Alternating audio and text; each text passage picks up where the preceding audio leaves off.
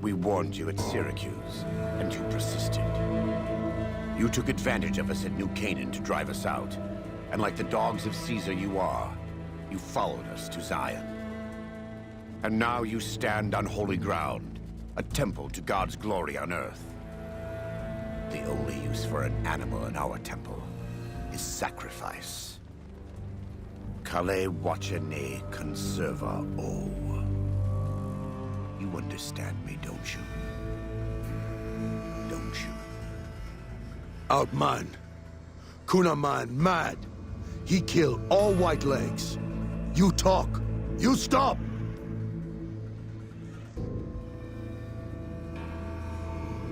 Him hear you. You talk. Don't listen to this thing. His cries are those of a mad beast caught in a thicket. He gave no mercy to my family, and I will give none to his.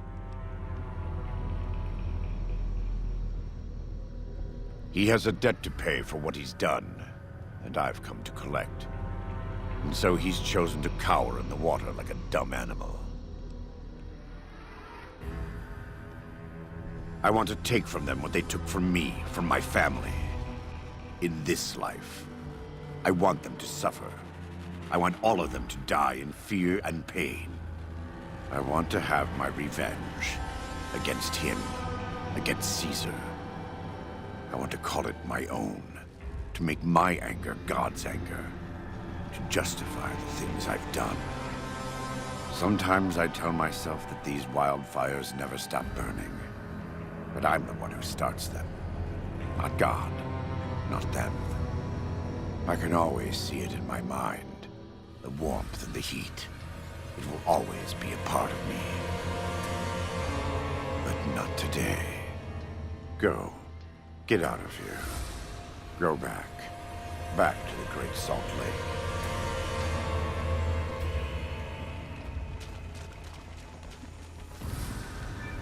That's it. It's finished. Thank you for staying with me.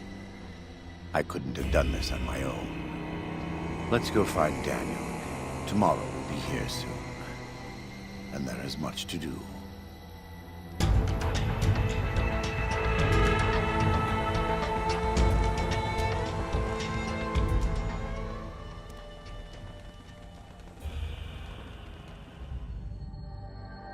And so it was that the conflict between the New Canaanites and the Whitelegs was finally resolved. The courier's involvement had tipped the scale, shifting the fragile balance of power. Demoralized by the Dead Horse and Sorrow's attack the courier and Joshua Graham led against them, the Whitelegs retreated to Great Salt Lake. Their days were numbered. Word soon reached the 80s tribe that the Whitelegs' spirit was broken. Their war chief a dim shadow of his former self. By year's end, the 80s would overrun the Whitelegs camps, scattering the tribe to the winds and claiming the Great Salt Lake for its own.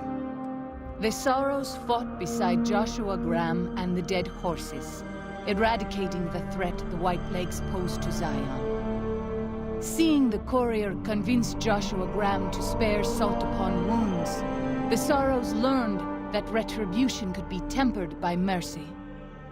Though he despaired at the Sorrows' loss of innocence, Daniel took some small consolation in the courier's lesson and prayed it would take root. Having helped eradicate the Whitelegs from Zion, the Dead Horses returned to Dead Horse Point in triumph. They remained neutral toward the Sorrows, but as years went on, there were periods of competitive friction, even violence between the tribes. The New Canaanites, Daniel especially, intervened regularly as mediators, but found it difficult to reconcile the tribe's conflicts.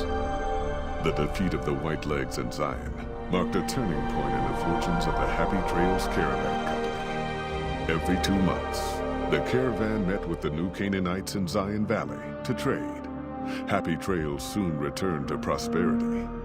The vigilance of the Sorrows and Dead Horses in defending southwestern Utah, initially startling to Happy Trails caravans, soon proved a blessing.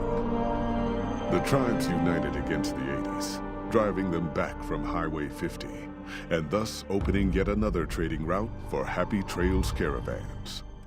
Follows Chalk took the courier's words to heart and decided the big cities of the Mojave Wasteland and NCR were best left unexplored.